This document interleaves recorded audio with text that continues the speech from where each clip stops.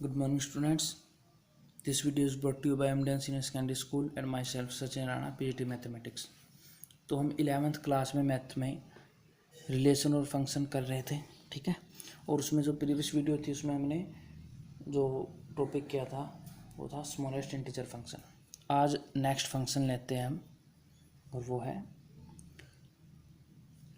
Signum function.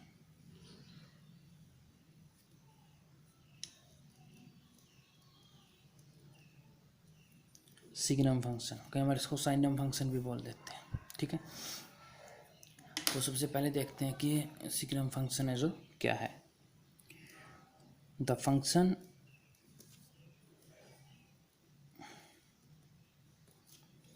Defined bye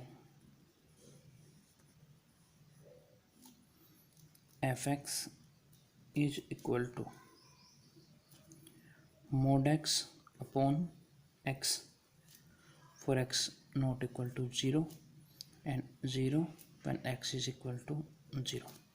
इसे हम बोलते हैं सिग्नम फंक्शन। अब जो प्रीवियस वीडियो है उनमें आप ध्यान दें, मॉडुलस फंक्शन हम पढ़ चुके हैं।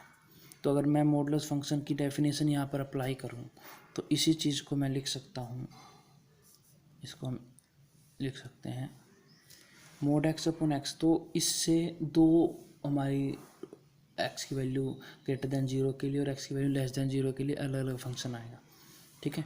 तो आप मॉडुलस फंक्शन एक बार देख लें।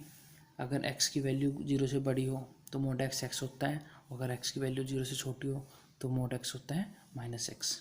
तो अगर मैं x ग्रेटर देन 0 लेता हूँ तो ये x अपॉन x 1 आ जाएगा। तो 1 आएगा कब?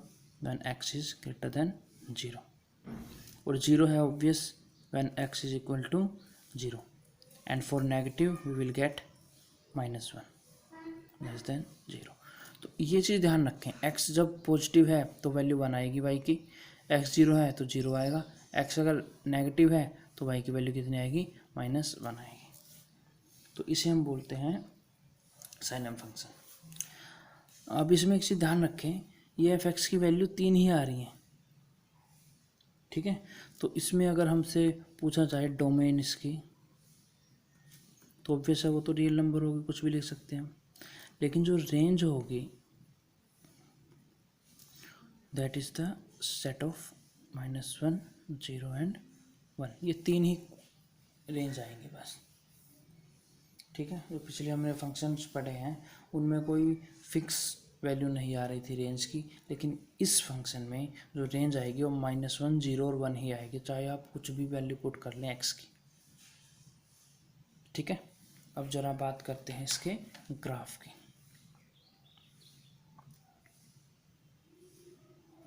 Graph of signum function.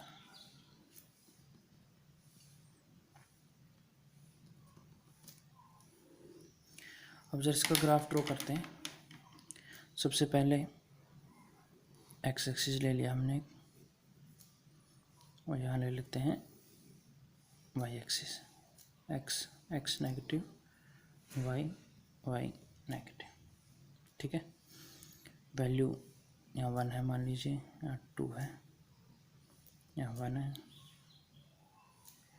ठीक है। यहाँ 1 ले लेते हैं, यहाँ है 2, ठीक है। और यहाँ पे -1, ये नेगेटिव में आएंगे, -1 -2, ठीक है। ये पॉजिटिव एक्स एक्सिस है, ये नेगेटिव, ये वाई पॉजिटिव और ये वाई नेगेटिव, ठीक।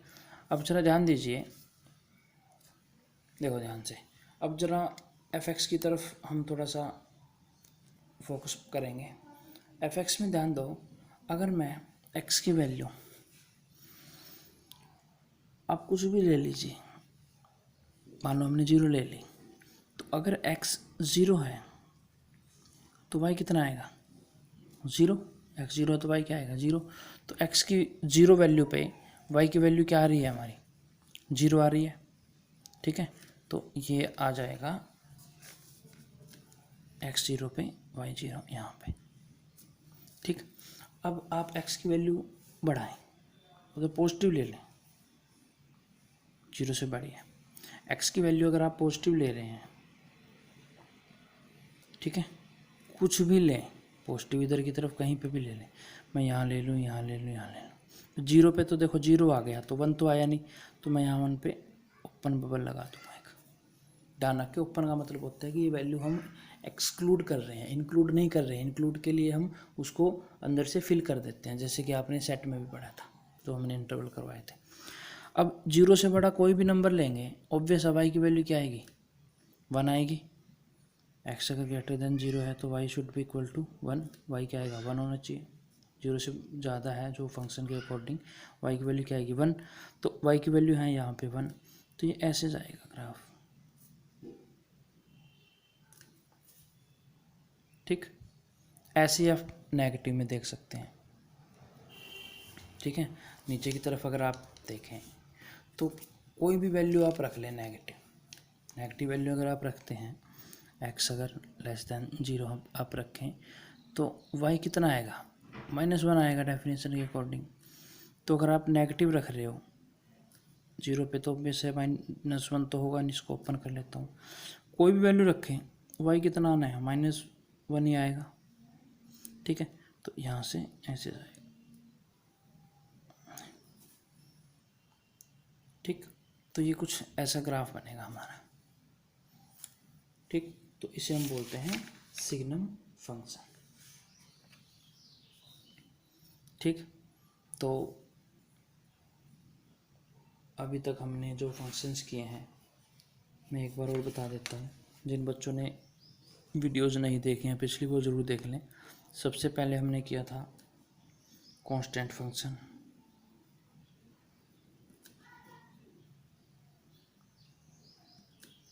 ठीक है। उसके बाद जो नेक्स्ट फंक्शन था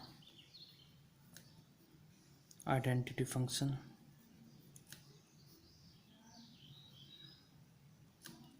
उसके बाद हमने किया था मॉडुलस फंक्शन, ठीक है। 4th नंबर पे हमने किया था फिर greatest integer function,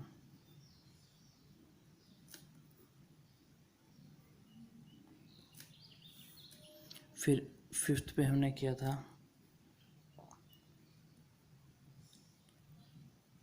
list integer function, ठीक है। और उसके बाद हमने किया था जो आज का हमारा है साइनम फंक्शन, ठीक है। तो till now we have already discussed about the 6 type of functions, ठीक है। और भी है,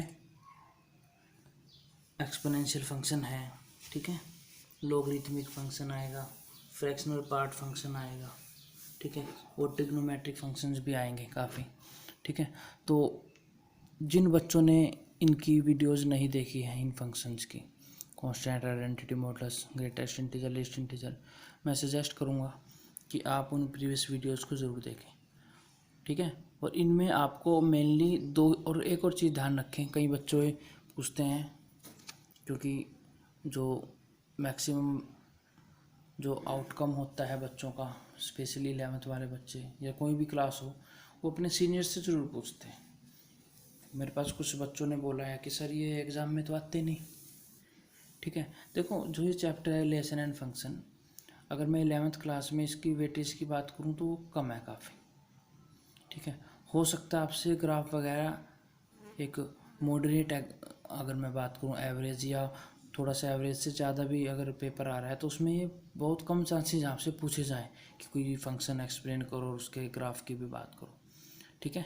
एनसीईआरटी में भी इतना डिटेल में दे रखा, लेकिन हमें सिर्फ ये नहीं देखना कि जो हमारे मतलब कि बुक में लिखा हुआ है बस हम वहीं तक स्टिक रहें, ठीक है। उससे कुछ हमें एक्स्ट्रा लेना है। जब इसमें फंक्शन, ये चैप्टर का नाम हो गया रिलेशन एंड फंक्शन, तो ऑब्वियस है फंक्शन से रिलेटेड मैक्सिमम जितना भी हो सकता है वो हम करें, और इनका जो आप आगे पढ़ोगे बहुत ज़्यादा यूज होगा, चाहे वो 12th हो या फिर 11th में भी जो आप ट्रिग्नोमेट्री फंक्शन पढ़ोगे, ठीक है। तो इसलिए मैं हर एक फंक्शन पे एक दिन में मैं कोशिश कर रहा हूँ कि एक ही फंक्शन कराऊँ ताकि आपको ध्यान से समझ में आ सके और फिर उससे रिलेटेड क्वेश्चन हम करें, ठीक है।